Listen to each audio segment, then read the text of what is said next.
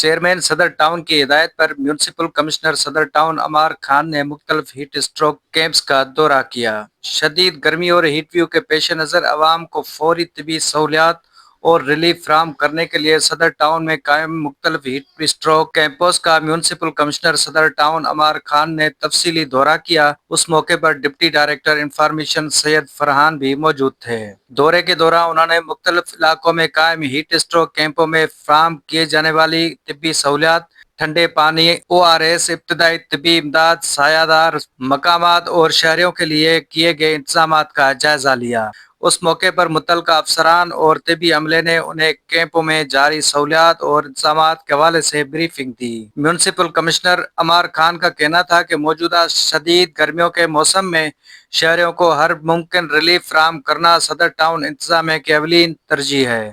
انہوں نے ہدایت کی کہ ہیٹ اسٹروک کیمپوں میں ادویات، پینے کے صاف اور ٹھنڈے پانی، ORS اور طبی عملے کی دستیابی کو ہر صورت میں یقینی بنایا جائے تاکہ کسی بھی ہنگامی صورتحال سے فوری طور پر نپٹا جا سکے۔